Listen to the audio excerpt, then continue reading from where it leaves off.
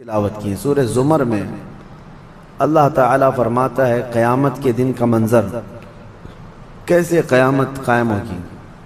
وَنُفِخَ فِي الصُّورِ فَصَعِقَ مَنْ فِي السَّمَاوَاتِ وَمَنْ فِي الْأَرْضِ إِلَّا مَنْ شَاءَ اللَّهُ، سور پھونکی جائے گی۔ ہوگا کہ ایک وقت آئے گا اس کا جب دنیا اینڈ ہونے والی، ختم ہونے والی۔ سائنس بھی آج اس بات کو تسلیم کر رہا ہے کہ یہ جو سولار سسٹم ہے اس کی ایک عمر ہے، اس کی ایک ایج ہے، اس کے بعد یہ ختم ہونے کے قریب آئے گا۔ تارے اپنی اپنی عمر مکمل کر کے بلیک ہولز میں جا رہے ہیں۔ گیلیکسی کے اندر جو سٹارز ہیں ان کی عمر ایک لیمیٹڈ عمر بتائی جا رہی ہے، اس میں سورج کی بھی عمر ہے، چاند کی بھی عمر بتائی جا رہی ہے۔ یہ سائنس کی باتیں ہیں، لیکن اللہ نے قرآن میں فرمایا چاند اور سورج یہ ٹکرا دیے جائیں گے، تارے ایک دوسرے سے سب ٹکرا دیے جائیں گے۔ اذا الشمس کورت واذا النجوم انکدرت، 30ویں پارے میں اللہ تعالیٰ نے اس میں فرمایا جب سورج کو یعنی ٹکرا دیا جائے گا اور ستارے آپس میں ٹکرا دیے جائیں گے اور سورج کالا ہو جائے گا، یعنی کچھ نہ کے برابر رہ جائے گا قیامت کے قریب۔ وَإِذَا الْجِبَالُ سُيِّرَتْ، اور پہاڑ جو ہے نا اڑا دیے جائیں گے اور سمندروں میں آگ لگا دی جائے گی، زمین پوری ختم کر دی جائے گی۔ اور سورہ قارعہ میں آپ نے پڑھا ہوگا یوم یکون الناس کالفراش المبثوث وتکون الجبال کالعہن المنفوش، تم لوگوں کو دیکھو گے کہ پتنگوں کی طرح سے اڑ رہے ہوں گے، اور پہاڑوں کو دیکھو گے کہ روئی کا پھا جو ہوتا ہے، روئی کا پھا اس طرح سے پہاڑ بکھر چکے ہوں گے۔ اور اس کے بعد یہ قیامت جو آنی ہے اس کا یعنی پروسیس کس طرح سے، شروعات کیسی ہوگی، وہ ایک لمبی گفتگو ہے۔ مختصراً عرض کرتا ہوں کہ آیات حضور اکرم صلی اللہ تعالیٰ علیہ وسلم کی احادیث میں جو نشانیاں بیان کی گئی ہیں اس اعتبار سے قیامت کے قریب بڑی بڑی نشانیاں آئیں گی۔ دجال آئے گا، دابۃ الارض آئے گا، یاجوج ماجوج نکلیں گے، پھر اس کے بعد سورج پچھم سے نکلے گا۔ یہ سب بڑی بڑی نشانیاں ہیں۔ حضرت عیسیٰ علیہ السلام کا نزول اس سے پہلے، یہ سب ہو جانے کے بعد پھر روئے زمین پر سے مسلمان ختم ہو جائیں گے۔ پھر ایک وقت آئے گا کہ جب سب لوگ اپنے اپنے کاموں میں مصروف ہوں گے، کوئی کسی کو پڑی نہ ہوگی، اور پھر دنیا میں سب اپنے اپنے کاموں میں اس طرح سے مصروف ہوں گے، کوئی کپڑا کاٹ رہا ہے، کوئی دودھ دوہ رہا ہے، کوئی کھیتی باڑی میں ہل چلا رہا ہے۔ اللہ تعالیٰ قرآن میں فرماتا ہے کہ تم دیکھو گے ان زلزلۃ الساعۃ شیء عظیم یوم ترونها تذهل كل مرضعۃ عما ارضعت وتضع كل ذات حمل حملها، اچانک ایک سور کی آواز آئے گی۔ وہی سور آج ہم نے تلاوت میں پڑھا ہے۔ اسرافیل علیہ السلام اللہ کے ایک فرشتے ہیں، ایک باجے کی شکل کی چیز وہ لے کر کھڑے ہیں، وہ بجانا شروع کریں گے۔ شروع میں دھیمی دھیمی آواز آئے گی اور یہ آواز بڑھتی چلی جائے گی، بڑھتی چلی جائے گی، یہاں تک کہ یہ آواز اتنی سخت ہو جائے گی کہ جو جہاں تھا وہیں کھڑا رہ جائے گا۔ کپڑا کاٹ رہا تھا اس کے ہاتھ سے کینچی گر گئی، جو کھیتی باڑی کر رہا تھا، ہل چلا رہا تھا، وہ وہیں کا وہیں رک جائے گا۔ دودھ دوہنے والا اس کا ہاتھ ویسے ہی رہ جائے گا، یہاں تک کہ حاملہ عورتوں کے پیٹ سے بچہ نکل کر گر جائے گا، جو عورتیں حمل سے ہوں گی۔ اور اس کے بعد پھر ایسی غشی، پھر سب پر موت طاری ہوگی اور زلزلے آئیں گے اور پوری زمین کو ہلا کر کے ختم کر دیا جائے گا۔ یہ قیامت ہے، یہ قیامت ہے۔ سور پھونکنے پر سارے انسان جتنے روئے زمین پر ہیں سب کے سب ختم ہو جائیں گے۔ اس کے بعد اللہ تعالیٰ فرماتا ہے ثم نفخ فیہ اخری، پھر دوسری بار سور پھونکنے کا حکم ہوگا۔ لیکن کیسے؟ سور جب حضرت اسرافیل علیہ السلام پھونکیں گے، پہلے انسانوں کی موت، پھر یہاں پر جتنی مخلوقات ہیں، جنات ہیں، جانور ہیں، سب کی موت، چرند پرند تو چھوڑے، نباتات، یہ پیڑ پودوں میں کی جان ختم۔ چاند سورج کو جب ختم کر دیا گیا تو پھر کوئی چیز ہی نہیں، ستارے چاند سورج سب، بلکہ اللہ تعالیٰ کے جتنے ملائکہ ہیں، جبرائیل امین علیہ السلام سے لے کر دوسرے ایک فرشتے تک، سارے ملائکہ کو بھی موت آئے گی، سب موت کے شکار ہوں گے، اور سارے جب انتقال کر جائیں گے تو پھر بچتا کون ہے؟ صرف حضرت اسرافیل علیہ السلام، جنہوں نے سور پھونکا۔ اب ان کو سور پھونکنے کا حکم جو تھا وہ کہا جائے گا روک دو اب، پھر اللہ تعالی حضرت اسرافیل علیہ السلام کو بھی موت طاری کرے گا، اور روح نکالنے والا فرشتہ کون ہے؟ ملک الموت اسرائیل علیہ السلام۔ اب تک یہ سب کی روح نکال چکے ہوں گے، اور پھر اللہ تعالی اسرائیل علیہ السلام کی بھی روح نکال دے گا۔ اسرائیل جو سب کی روح نکالتے ہیں، ان کو بھی موت ہے، ان کو بھی موت ہے۔ اور پھر ہم نے پڑھا کل شیء ہالک الا وجہہ، ہر شے فنا ہو جائے گی سوائے رب العالمین کے۔ کل من علیہا فان ویبقى وجہ ربک ذو الجلال والاکرام، جو کچھ بھی ہے سب فنا ہو جائے گا، تمہارے رب کی ذات صرف باقی رہے گی، کوئی نہیں باقی رہے گا۔ پھر جب مولا کی مرضی ہوگی، رب تبارک و تعالیٰ دوبارہ اسرافیل علیہ السلام کو اٹھائے گا۔ اسرافیل علیہ السلام دوبارہ اٹھیں گے، اور پھر ان سے کہا جائے گا دوبارہ سور پھونکو، پھر سے پھونکو۔ اب جب دوبارہ حضرت اسرافیل علیہ السلام سور پھونکیں گے تو یہ زندگی کا سور ہے، پہلے والا یہ نفخہ اولا اس کو کہتے ہیں، وہ موت کا تھا، اور نفخہ ثانیہ حیات کا ہے، زندگی کا ہے۔ اب رب تعالیٰ نے جو وعدہ فرمایا تھا کہ ہم تمہیں موت کے بعد دوبارہ اٹھائیں گے، یہ وعدہ اس وقت پورا ہوگا۔ اب دوسرے مرتبہ جب سور پھونکنا شروع کرتے ہیں اسرافیل علیہ السلام، کتنے انسان آئے گئے، آدم علیہ السلام سے لے کر قیامت تک، سب وہ زمینوں میں جہاں کہیں ہوں گے، کسی کو جلا کر ختم کر دیا گیا ہو، کسی کو جانور کھا گیا ہو، کسی کو پانی میں ختم کر دیا ہو، کسی بھی طرح سے، لیکن مولا تعالیٰ سب کو اٹھانے والا ہے۔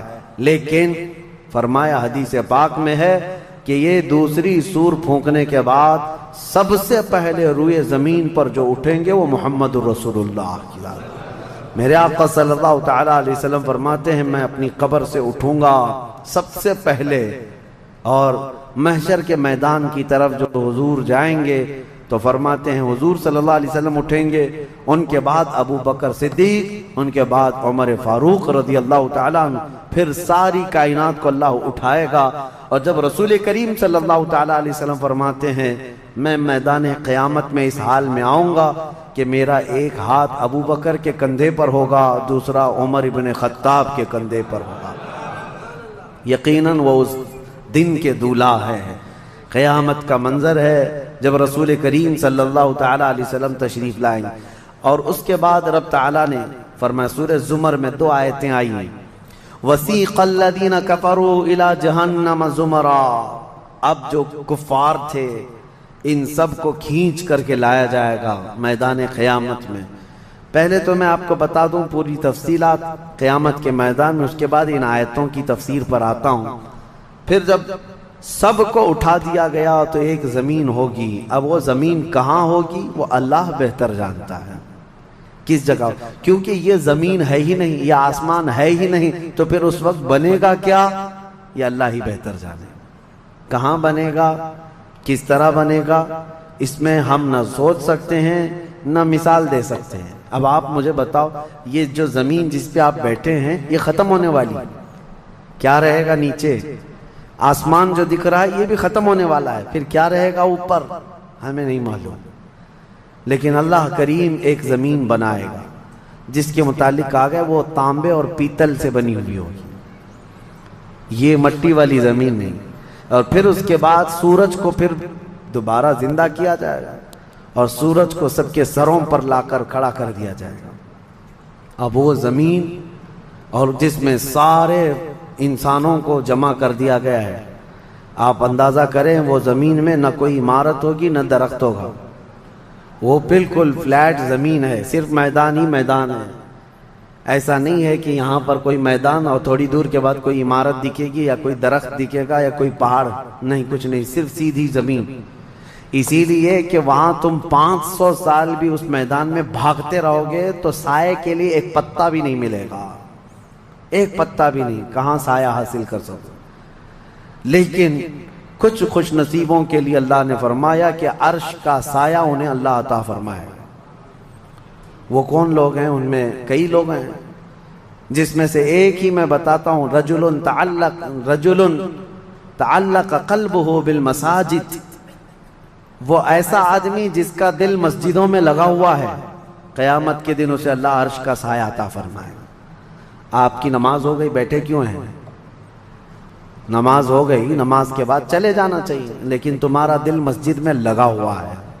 انہی لوگوں کی فضیلت میں ہے جب قیامت کے دن کوئی سایہ نہ ہوگا، ان لوگوں کے لیے اللہ عرش کا سایہ عطا کرے گا۔ اب یہ جو سارے لوگ جمع ہوں گے، کسی کو کچھ پتہ نہیں کہ ہونا کیا ہے، کسی کو نہیں پتا کہ کیا ہونا ہے، نفسا نفسی کا عالم ہے اور سب ایک دوسرے کو تک رہے ہیں۔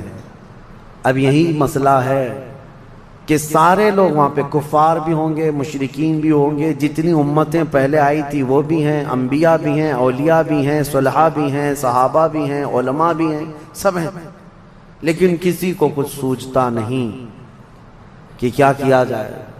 یہی بے خبری سے پوری مخلوق جو ہے انبیاء کے پاس جاتی ہے۔ انبیاء میں سب سے پہلے ابو البشر سیدنا آدم علیہ السلام سے کہتے ہیں سارے لوگ، آپ تو ہم سب کے باپ ہیں، ہمارے لیے اللہ کی بارگاہ میں سفارش کریں کہ کچھ ہمارے متعلق کیا حکم ہے وہ پتہ چل جائے، ہمیں کہاں جانا ہے، جنت میں یا دوزخ میں، یہ ابھی پتہ چل جائے، حساب بھی نہیں شروع ہو رہا ہے۔ تو آدم علیہ السلام نے فرمایا، وہ فرمائیں گے کہ اے لوگو جاؤ، اس لیے کہ مجھے ڈر ہے اللہ کریم کی بارگاہ میں نے جنت میں وہ ممنوع شجر کا جو پھل کھا لیا تھا، مجھے آج بھی اس کا احساس ہے کہ کہیں رب تبارک و تعالیٰ مجھے اس پر عتاب نہ فرما دے، جاؤ کسی اور کے پاس۔ جتنے نبیوں کے پاس یہ قوم جاتی تھی، وہ انبیاء کرام یہ کہتے آج ہمیں خوف ہے اللہ کریم کی بارگاہ میں، وہ قہار ہے، وہ جبار ہے۔ اور میں نے آج ایک آیت یہ بھی پڑھی ہے سورہ مومن میں، اللہ نے فرمایا لمن الملک اليوم، اس دن یہ آواز آئے گی، آج کی بادشاہت کس کی ہے، آج کی بادشاہت کس کی ہے؟ پھر اللہ خود فرمائے گا للہ الواحد القہار، ایک قہر کرنے والے خدا کی آج بادشاہت ہے۔ اس دن صرف اس کی سلطنت ہوگی، صرف اس کی حکومت ہے۔ انبیاء، ملائکہ سب ڈرے ہوئے ہیں، پتہ نہیں برسوں یہ قوم گھومتی رہے گی مخلوق۔ عیسیٰ علیہ السلام فرمائیں گے کہ اے لوگو جاؤ محمد الرسول اللہ کے پاس، آج وہ تمہاری سنیں گے اور اللہ ان کی سنے گا۔ پوری مخلوق جب نبی کریم صلی اللہ علیہ وسلم کے پاس آتی ہے تو نبی پاک صلی اللہ تعالیٰ علیہ وسلم فرماتے ہیں ہاں میں اسی کے انتظار میں ہوں۔ پھر حضور صلی اللہ علیہ وسلم سجدے میں گرتے ہیں اور اللہ کو منانے لگتے ہیں کہ مولا ہے تو تیرے بندے، تو حساب تو شروع فرما۔ اس کو کہتے ہیں شفاعت کبریٰ۔ یہ کیا ہے؟ شفاعت کبریٰ، بڑی شفاعت۔ یہ سب کے لیے، کافروں کے لیے، مشرکوں کے لیے، سب کے لیے۔ یعنی حضور کی پہلی شفاعت کس کام کی تھی؟ کہ اللہ حساب تو شروع کرے، یہ شفاعت کبریٰ ہے، حساب شروع کرے مولا تعالی۔ ساری انسانیت کے لیے حضور جب سجدے میں گرتے ہیں، اللہ کریم فرماتا ہے ارفع رأسک یا محمد۔ حضور نے یہ فرمایا ہے کہ اس دن میں سجدے میں ایسی ثنا اور ایسی حمد بیان کروں گا اللہ کی جو آج تک کسی نے نہیں بیان کی ہوگی، اور اسی دن مجھے اللہ وہ تلقین بھی فرمائے گا۔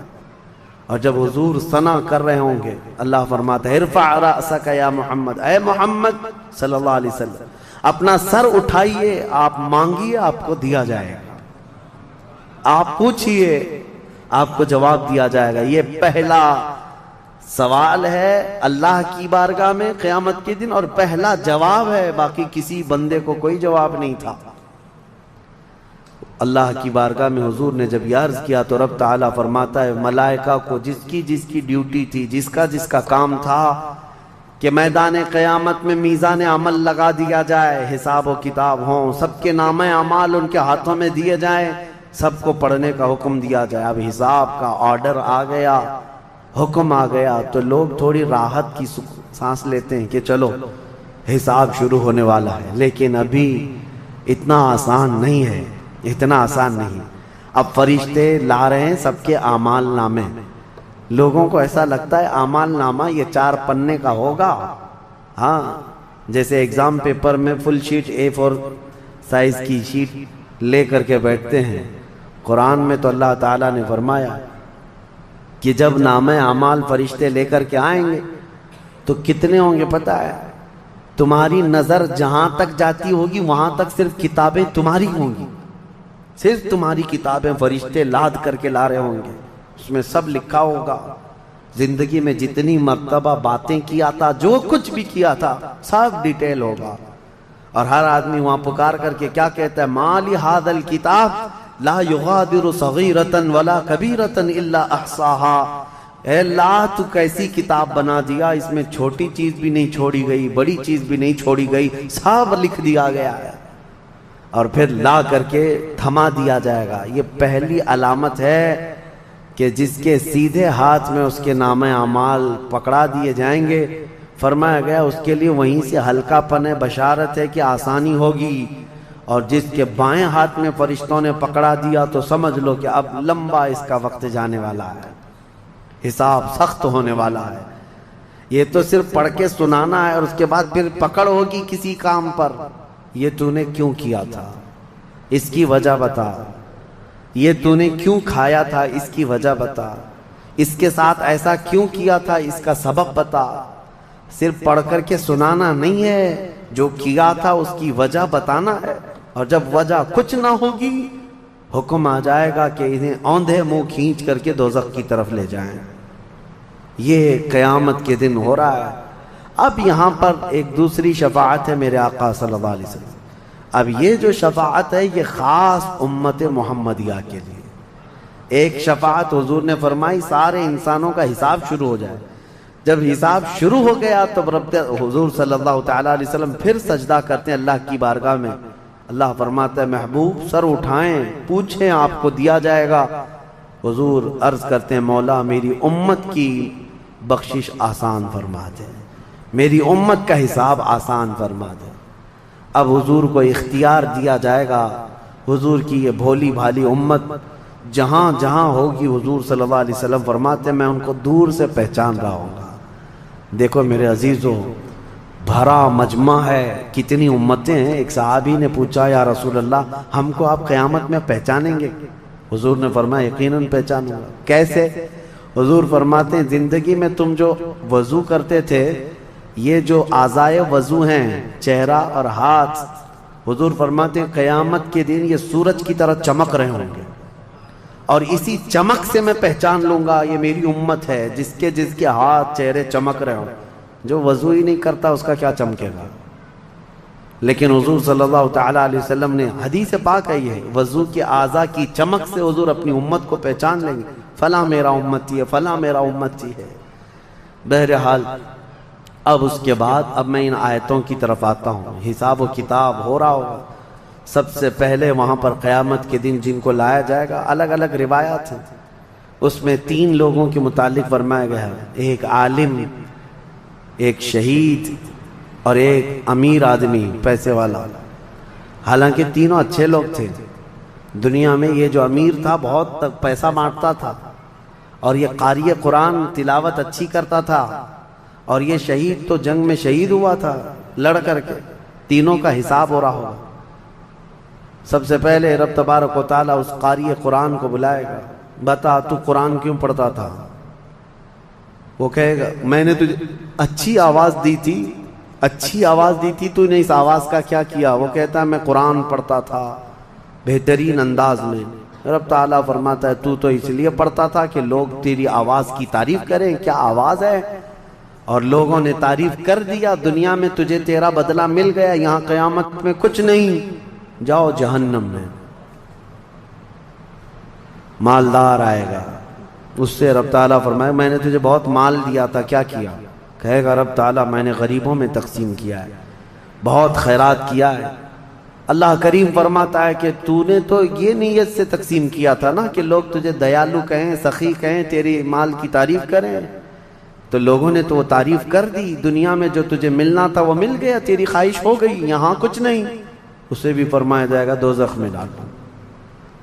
تیسرا جو شہید ہے اس کے لیے بھی رب تعالیٰ فرماتا ہے میں نے تجھے جوانی دی تھی، کیا کیا؟ کہا اے اللہ میں لڑتا رہا کافروں کے مقابل میں اور اپنی جان دے دیا۔ فرماتا ہے رب تعالیٰ کہ تو یہ سوچتا تھا نا کہ لوگ تیری بہادری کی تعریف کریں، لوگ تجھے بطل جلیل کہیں، مجاہد کہیں، تو یہ لوگوں کی تعریف سننے کے لیے کرتا رہا۔ اگر تیری یہی خواہش تھی اور لوگوں نے تیری تعریف دنیا میں بہت کر دی، اب یہاں تیرا کچھ نہیں ہے، اسے بھی دوزخ میں بھیج دیا جائے۔ یہ ریاکاری ہے، یہ پہلا حساب جن لوگوں کا ہونے والا ہے۔ یہ 3 لوگوں کے بارے میں حدیث پاک میں۔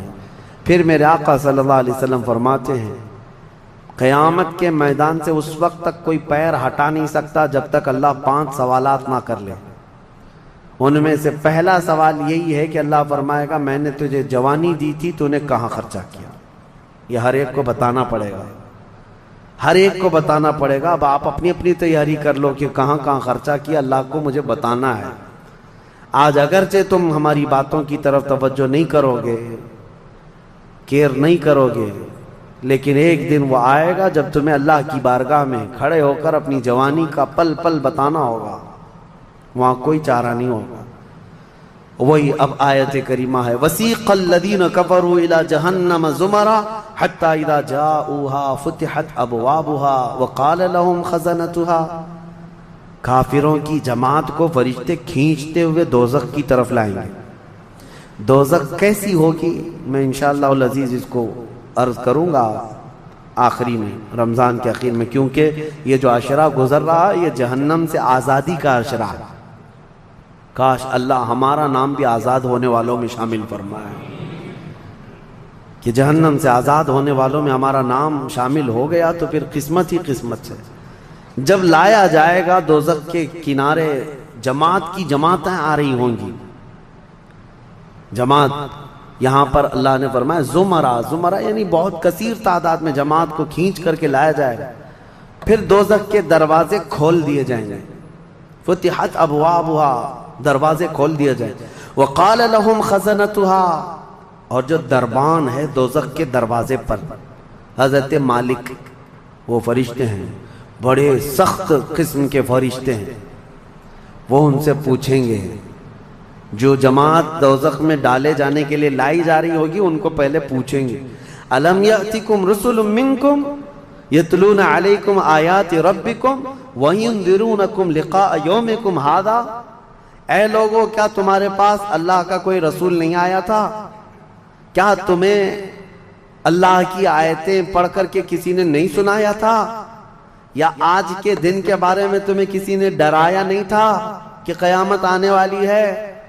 یہ دوزخ کا فرشتہ لوگوں سے پوچھے گا، قرآن میں اللہ فرماتا ہے، تو لوگ کیا کہیں گے؟ قالوا بلا ولکن حقت کلمۃ العذاب، وہ کہیں گے ہاں کیوں نہیں آئے تو تھے لیکن ہم جھٹلا دیے تھے، نبیوں کے پیچھے نہیں چلے، قیامت کے دن پر یقین نہیں رکھے، اور عذاب ہمارے اوپر واجب ہو گیا، ہم جا رہے ہیں۔ قیل ادخلوا ابواب جہنم خالدین فیہا، ان سے کہا جائے گا ادخلوا ابواب جہنم، داخل ہو جاؤ جہنم کے دروازوں میں، خالدین فیہا، ہمیشہ تم رہو گے یہاں پر۔ یہ کافروں کے لیے ایسی آواز آئے گی کہ وہ چیخ مارتے ہوئے دوزخ میں کود رہے ہوں گے۔ فَبِئْسَ مَثْوَى الْمُتَكَبِّرِينَ، اللہ فرماتا ہے کیا ہی بری جگہ ہے، کیا ہی برا ٹھکانہ ہے یہ گھمنڈ کرنے والوں کا، زمین پہ اترانے والوں کا جو اللہ کو نہیں مانتے تھے۔ اب سنیے 1000 سال تک دوزخ میں جلتے کڑتے رہیں گے، پکارتے رہیں گے اے مالک اے مالک اے مالک اے مالک۔ کون؟ جو دربان دوزخ ہے، دربان ہے دوزخ کے دروازے کا، وہ 1000 سال کے بعد سن کر کے پوچھیں گے کیا بات ہے تمہاری، کیا چاہتے ہو؟ کفار و مشرکین کہیں گے کہ ہماری بات کرا دے اللہ سے، ہماری بات کرا دے اللہ سے کہ کچھ ہم پر بھی رحم ہو جائے۔ حضرت مالک کہتے ہیں خدا قہار ہے غضب پر، خدا قہار ہے غضب پر۔ اللہ کریم کی بارگاہ میں بات کرنے کی بڑے بڑے فرشتوں کی ہمت نہیں ہے، کہیں گے ابھی نہیں میں بات کرا پاؤں گا، پھر وہ 1000 سال اور عذاب میں جلتے رہیں گے، چیختے رہیں گے۔ دوسرے 1000 سال کے بعد حضرت مالک پوچھیں گے کیا بات ہے؟ جہنمی کہیں گے کہ اے مالک تو ہماری بات کرا دے اللہ سے۔ آپ کی بار حضرت مالک کہتے ہیں میں ہمت کرتا ہوں۔ اللہ قدیر و جبار کی بارگاہ میں عرض کرتے ہیں مولا جتنے بھی دوزخ میں جا چکے وہ تجھے فریاد کر رہے ہیں، وہ تجھ سے بات کرنا چاہتے ہیں۔ اب رب تعالیٰ کی طرف سے جواب آتا ہے حضرت مالک کو، اے مالک ان دوزخیوں سے کہہ دو کہ آج کے بعد رب تبارک و تعالیٰ نہ ان کی طرف نظر فرمائے گا نہ کلام کرے گا۔ لا یکلمہم اللہ یوم القیامت ولا ینظر الیہم، ان کی طرف رب تعالیٰ دیکھنا بھی نہیں چاہتا۔ وہ قدیر و جبار خدا جب دنیا میں ہر دن بلا رہا تھا آجا میرے بندے میرے پاس، آجا میرے بندے میری طرف آجا، ففروا الی اللہ، اللہ کی طرف دوڑ پڑ، نہیں سنتا تھا، ایک دن بھی نہیں سنا۔ اور جہنم میں جانے کے بعد پکار رہا ہے پکار رہا ہے، رب تعالیٰ فرماتا ہے اب اللہ ان کی طرف دیکھنا بھی نہیں چاہتا۔ حضرت مالک جب یہ پیغام سنا دیتے ہیں اللہ کا، جہنم میں ایسی چیخ نکلتی ہے جہنمیوں کی کہ پورا جہنم ہلنے لگ جاتا ہے، کانپنے لگ جاتا ہے ان جہنمیوں کی چیخ سے کہ اب ان کو کہہ دیا جاتا ہے خالدین فیہا، اب تم ہمیشہ ہمیش کے لیے رہو گے یہاں پر۔ اسی لیے میرے عزیزو کفر سے ڈرو، کفر سے ڈرو۔ گناہ کرنے کے بعد معافی ہے لیکن کفر کی معافی نہیں۔ اسی لیے اولیاء امت ڈرا کرتے تھے کہ کہیں موت سے پہلے ایمان چلا گیا، کفر پر موت ہو گئی تو کیا ہوگا؟ پھر ہمیشہ ہمیش کے لیے دوزخ میں جانا پڑے گا، نہ وہاں کسی کی سفارش ہوگی نہ کوئی شفاعت ہوگی۔ شفاعت اور سفارش گنہگاروں کے لیے ہے، کافروں اور مشرکین کے لیے نہیں۔ قرآن میں اللہ نے فرمایا ان اللہ لا یغفر ان یشرک بہ ویغفر ما دون ذلک لمن یشاء، بے شک اللہ تعالیٰ اس کے ساتھ کیے ہوئے شرک کو اور کفر کو ہرگز معاف نہیں کرے گا، اور اس کے علاوہ جو کچھ بھی کیا ہے اللہ سب معاف کرے گا، کفر کو اور شرک کو معاف نہیں کرے گا۔ اب سنیے دوسری آیت ہے وَسِيقَ الَّذِينَ اتَّقَوْا رَبَّهُمْ إِلَى الْجَنَّةِ زُمَرًا، اس میدان قیامت میں کچھ وہ جماعتیں بھی ہیں جو دنیا میں تقوی حاصل کر چکی تھی، فرمان خدا پر چلتی تھیں، ان کی نمازیں ٹھیک تھی، اللہ سے ڈرتے تھے، اپنی راتیں وہ رو رو کر گزارتے تھے، مولا کو پکارتے تھے۔ وہاں قیامت کے دن اللہ اللہ ان کے حال یہ ہیں کہ ان کا استقبال ہو رہا ہوگا، فرشتے ان کو سجا کر کے لا رہے ہوں گے، اور وہ بھی جماعت جماعت کے ساتھ جا رہے ہوں گے جنت کی طرف۔ تو جیسی وہ پہنچیں گے فتحت ابوابہا، قرآن میں ہے 7 دروازے جنت کے ان کے لیے کھول دیے جائیں گے۔ یہ پرہیزگار لوگ ہیں، یہ تقوی والے لوگ ہیں۔ جیسے ہی جنت کے دروازے کھلیں گے وقال لهم خزنتها، وہاں پر بھی دربان ہے، جنت کے دروازوں کا دربان وہ حضرت رضوان ہے علیہ السلام، وہ فرشتہ وہاں پر ہے، جنت کے دربان ہے۔ جیسے ہی یہ جماعتیں قریب پہنچیں گی دروازوں کے، کیا کہے گا دربان جنت؟ وقال لهم خزنتها سلام علیکم طبتم، مبارک ہو اللہ کی سلامتی ہو تم کو۔ یہ جو ہم سلام کرتے ہیں نا السلام علیکم، یہ جنتی سلام ہے۔ یہ دربان جنت جو داروغہ ہے جنت کے دروازوں کا، وہ سلام کرے گا فرشتہ جو آ رہے ہیں جنت میں، سلام علیکم طبتم، مبارک ہو، خوش آمدید، اللہ کی سلامتی ہو، فادخلوہا، آ جاؤ جنت میں داخل ہو جاؤ، خالدین، ہمیشہ کے لیے، اب تم بھی یہاں سے نہیں جاؤ گے۔ اب ہمارے اس چھوٹی سی زندگی میں بتاؤ میرے عزیزوں، اب اندر جیسے ہی جنتی داخل ہوتے ہیں کیسے سب سے پہلی نعمت کیا ملتی ہے جنت میں؟ اللہ اکبر، آپ کے لیے اور ہمارے لیے سیب ملے گا، انگور ملے گا، گوشت ملے گا، کھانے کے لیے کیا ملے گا؟ میرے عزیزو، سب نعمتیں اپنی جگہ پر، لیکن فرمایا گیا جنتی جیسے ہی جنت میں پہلا قدم رکھتا ہے محمد الرسول اللہ کھڑے ہوں گے، میرے آقا صلی اللہ تعالی علیہ وسلم ہوں گے اپنے امتیوں کے استقبال کے لیے۔ اس سے بڑی نعمت کیا ہے میرے عزیز؟ جنت میں داخل ہو جانے کے بعد اب سورہ واقعہ جب آپ پڑھیں گے تو جنت کا اس میں تذکرہ ہے۔ اللہ نے فرمایا ثلۃ من الاولین وقلیل من الآخرین علی سرر موضونۃ متکئین علیہا متقابلین۔ وہاں دیوان لگائے ہوں گے، بڑے بڑے محلات ہوں گے جن کی ایک اینٹ سونے کی، ایک اینٹ چاندی کی بنائی ہوگی، پورے زمین پر جو گھاس ہوگی وہ زعفران سے بھی زیادہ ملائم۔